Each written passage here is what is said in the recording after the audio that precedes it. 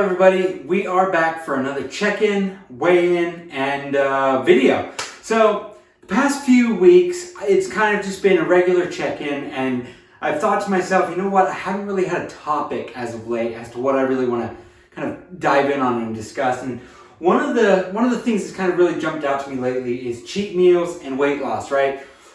Would I be as far along as I am today if I didn't do cheat meals? Would I be further along? Would I be further behind? Right? And of course, we don't know what we don't know. I don't know how it would have looked like if I had just gone cold turkey, no cheat meals, and just lived a really, really strict diet without any sort of cheat meal. Now, I think it's fair to say that when a lot of us hear diet, our first thing is almost a negative meaning, a negative word. You know, you think of a restrictive way of living that just does not sound very appealing. At least it does for me and a lot of people that I've been asking throughout the course of this past week. Now, cheat meals have been the bedrock of my weight loss journey. And I've been able to really kind of power through the week, knowing that come Saturday, I've got a cheat meal ahead of me where I can just have whatever I want as long as it falls within my caloric regulations that I set myself. So, put very, very simply, cheat meals and weight loss, I believe, go hand in hand. I believe personally, from my own experience of having lost well over 150 pounds, that cheat meals have a very, very good place in a diet. You know, I think we all need something to look forward to, and there's a reason that a lot of us struggle with our weight. It is really, really easy to become addicted to those bad foods. It's really, really easy to have that become the main staple of our diet. Even though we might not admit it, I think all of us are guilty or have been guilty from some time or other of prioritizing bad foods for foods that we probably should be eating. So, what does cheat meals look like for me? Well, I just said it. Basically, come Saturday, I decide what I want to eat and I figure out a way to get it, right? I have my calorie intake, right? What I consume in a day, what I've set myself. And that doesn't change on my cheat meal. I still shoot for a max of 1,500 calories. And then I decide, well, do I want a burger? Do I want tacos? Do I want pizza? Now, certain things are going to be harder to find that fit that calorie amount than others, right? Pizza, for example, that's a tough one, especially if you like your Papa John's or Domino's or Pizza Hut like I do, right? It's very, very difficult to find 1,500 calorie pizza. And then also, you might want to have a little dessert or something on top of that as well. So, I don't really have a whole lot of pizza anymore. I miss it a lot, and there are times where I really wish I could have it, but I've learned that there are other alternatives out there where you can have great, great tasting food and really fill yourself up, but also get a lot more of them for much fewer calories, right? My big thing that I love is McDonald's. I love it. I think it's the best fast food chain ever, and hear me out on this one, right? They may not make the best burger in the world. They may not make the best fries in the world. I personally love McDonald's fries. I personally believe they're the best fries. But one of the things that I've explained to people that I know, right? I love that it's consistent, right? You could go to a McDonald's in Seattle and it will taste the same. The Big Mac will taste the same as a McDonald's in San Francisco or Miami or New York, right? It's consistent. And so you know what you're going to get every time you go there. Right? A McDonald's cheeseburger has 300 calories. A McDonald's hamburger has 250 calories. And so if you're somebody like me who has a pretty restrictive diet, you can get 2 cheeseburgers, a fry, and a Diet Coke for well within that calorie and leave a little bit of room extra for dessert. Right? So dieting, while it's tough and it can be restricting at times, it doesn't have to be. It just requires a little bit of mind broadening and understanding that your first choice might not be the one that you can have.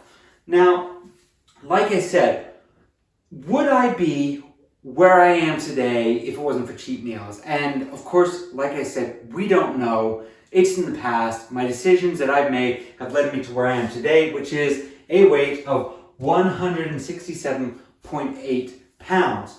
A drop of just shy of 2 pounds over last week. Now, would I be at this weight? I believe I would be higher. I would believe I'd be higher for one reason and one reason alone. I don't think that anybody can sustain, or I don't think that the average human being, and I am most definitely average, I'm not above average, I don't believe that a person can maintain such a restrictive diet without giving into temptation, going overboard, and then losing all the progress and finding out you're up than you were before you even started the thing.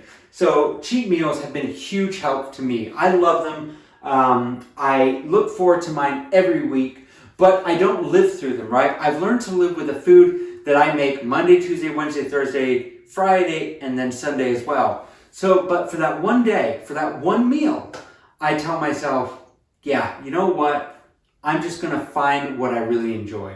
So that's something that I would have to say. This isn't based on facts. This isn't based on everything. But if you look at literature, internet is a great place to find things.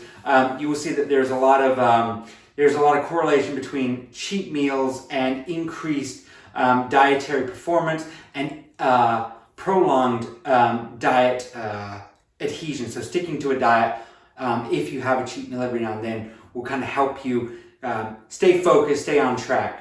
So this line, as we saw, kind of shot up here. That was a result of me for basically a week throwing caution to the wind in the sense of still maintaining my calories, but just having whatever I wanted and consuming a lot more water, beverages, soda, and beer. So this is the product. This is what will happen if you change your diet overnight like that. And now, of course, I'm paying for it. I've got to claw my way back down to my pre-parental visit level, which was I think 163 point something pounds.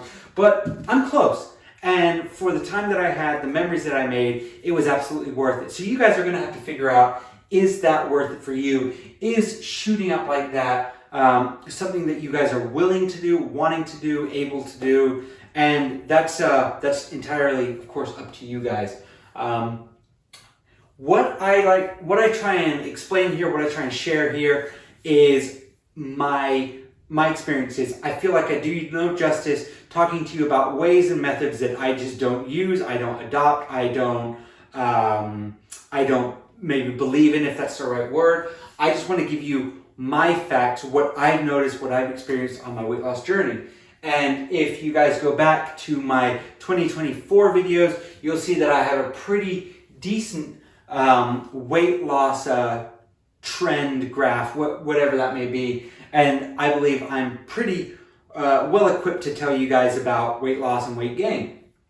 But of course, take it with a grain of salt. So my current weight this week, Monday, April 7th, 2025, I'm down to 167.8 pounds. That means I am 2.2 pounds in a healthy weight. I've lost a total of 20.2 pounds since the beginning of the year. Pretty happy with that. My target weight, of course, has been and will continue to be 150 pounds, which means that I'm 17.8 pounds away from hitting that goal. And yeah, life is good. I have got no complaints. I think we shall now segue into, I hope this isn't too dark. It's a pretty dark day out there. We're going to segue into the shirt off, seeing how I look on this beautiful Monday. So, as we're seeing, skin still loose. It's going to be for some time. And then here's me from the side. Here's me looking the other way. So, a view from the back. And then here's the back itself. A little bit of flexing going on. And then here's the other side as well. So, my body doesn't look like a whole lot that I've seen on my YouTube rabbit hole dives. I seem to be a lot more flabby than a lot of people. It's just genetics, I think, is what a lot of it boils down to. And I also think that, and this is what I've heard from a lot of you guys, you know, it also boiled down to the fact that I haven't done a whole lot of resistance training, and that's only kind of been ramping up over these past maybe month or two, but it's nowhere near what a lot of you guys think it should be or could be, and that's totally fair. Let me put the shirt on real quick.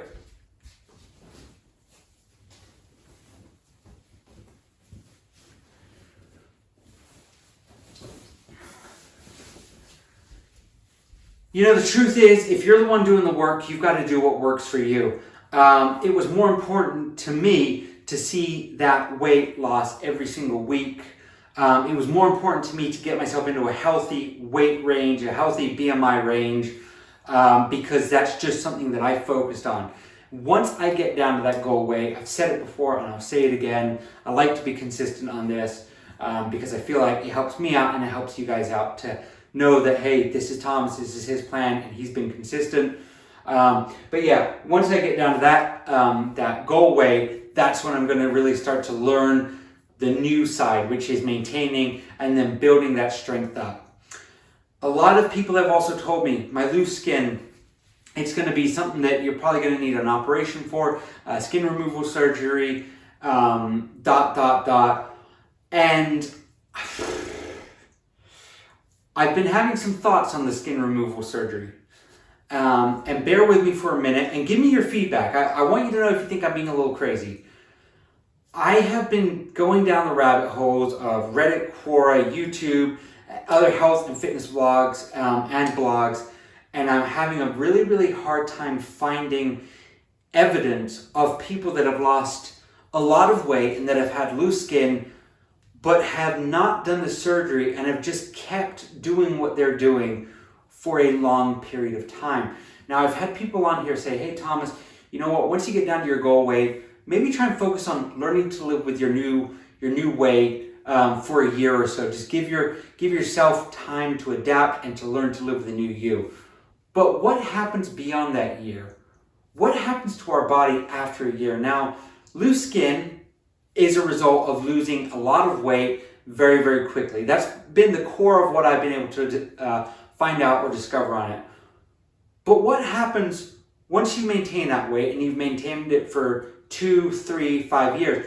How much will your skin actually pull itself back in, retract, and tighten up, firm up?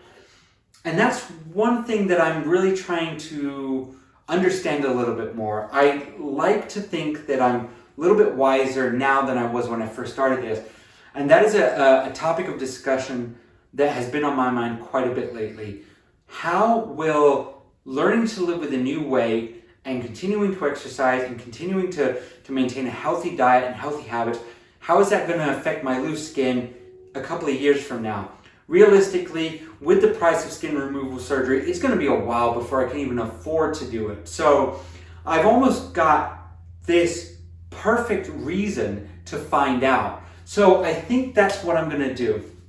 I think I'm going to learn to see, do I need the skin removal surgery at all?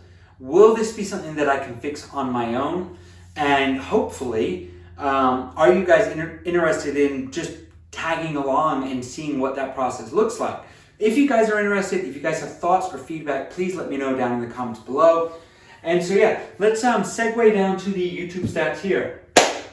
We have gone up from 1,178 to 1,183. So 5 new subscribers. Welcome all to the Getting My Life Back family. Thank you all so much for trusting me with your subscribe. It really does mean a lot. It helps me out with the algorithm substantially as well.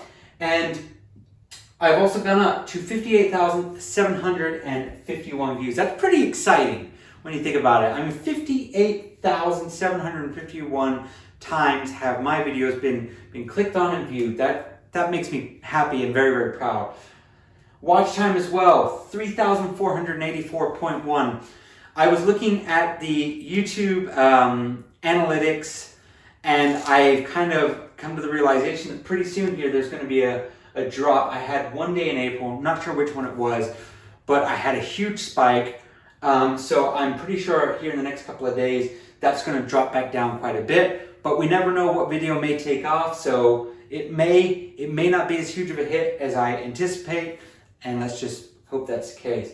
And total weight loss, I've kept that to my my pre-parental visit levels. So it's 163 pounds is the total weight that I've lost.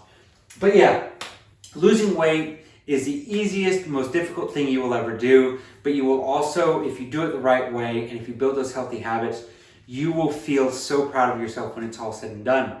So I guess with that being said, we have a week to dive into. I'm wishing you guys all the very, very best, sending you guys all my love. Please share this message with your friends and family. Let's start some good conversations down in the comments below. And yeah, that's it from me. Take care now. Bye-bye.